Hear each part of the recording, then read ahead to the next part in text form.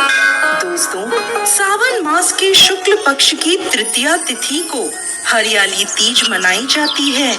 इस दिन महिलाएं अपने पति की लंबी उम्र और अखंड सौभाग्य के लिए माँ पार्वती और भोलेनाथ की पूजा करती हैं।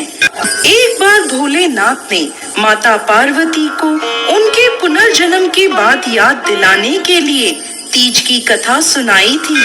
भगवान शिव ने कथा सुनाते हुए कहा, पार्वती, तुम मुझे पति के रूप में पाना चाहती थी, जिसके लिए तुमने हिमालय पर्वत पर कठोर तप किया। तुमने सर्दी, गर्मी, बरसात आदि सभी कष्टों को सहा। इसे देखकर तुम्हारे पिता बेहद दुखी थे। एक बार भगवान विष्णु के कहने पर देवर्षि नारद तुम्हारे घर गए और उन्होंने तुम्हारे पिता से कहा कि विष्णु भगवान आपकी पुत्री से विवाह करना चाहते हैं। आपकी क्या राय है? यह सुनकर पर्वतराज बेहद खुश हुए और वह अपनी पुत्री का विवाह भगवान विष्णु के साथ करवाने के लिए तैयार हो गए। यह समाचार नारद जी ने विष्णु भगवान को दिया, लेकिन जब ये बात तुम्हें पता चली तो तुम नाराज हो गईं, क्योंकि तुमने मेरे लिए घोर तप किया था और तुम मुझे मन ही मन अपना पति मान चुकी थी। यह बात तुमने अपनी सहेली को बताई, तब उसने तुम्हारी मदद करने के लिए तुम्हें एक घने वन में छुपा दिया।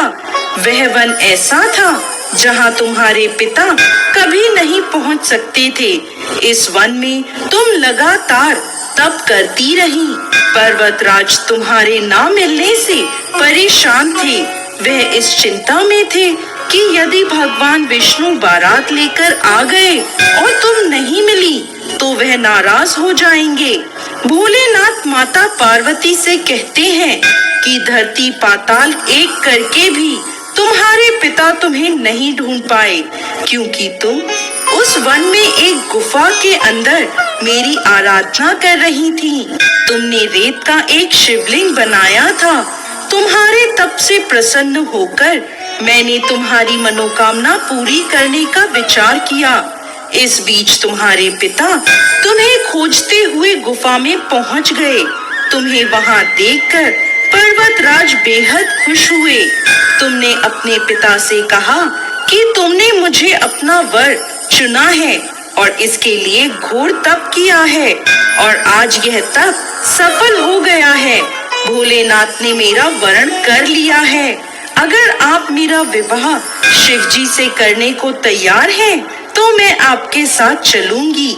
यह सुनकर पर्वतराज तुम्हारा विवाह मुझसे करने को तैयार हो गए।